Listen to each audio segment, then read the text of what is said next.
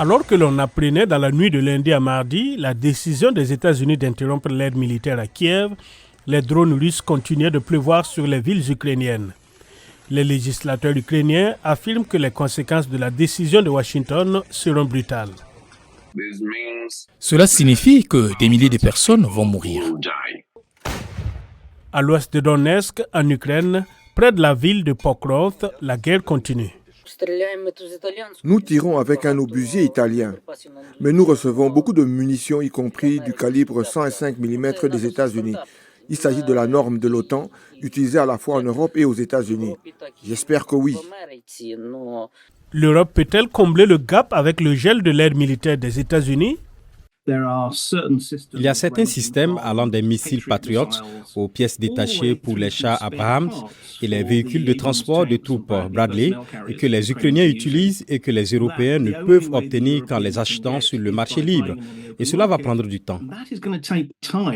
Mais l'Ukraine produit de plus en plus ses propres armes. Il est probable qu'environ la moitié des armes que l'Ukraine utilise aujourd'hui soient fournies par sa propre industrie de défense.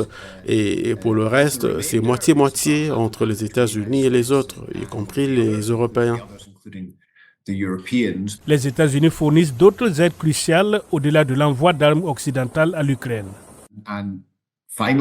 Et enfin, les États-Unis jouent un rôle très important en fournissant des informations, des renseignements aux forces ukrainiennes. L'administration Trump affirme que l'arrêt de l'aide militaire a pour but de s'assurer que cela contribue à une solution. Ni l'Europe, ni les États-Unis, ni les Ukrainiens ne peuvent continuer cette guerre indéfiniment.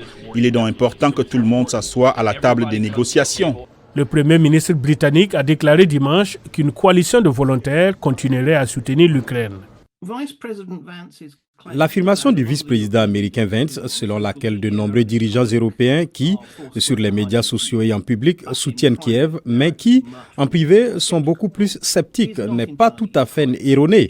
Est-ce que vous continuez à vider vos propres forces armées et à vous aliéner votre plus puissant allié et garant en matière de sécurité au nom de la défense de l'Ukraine ?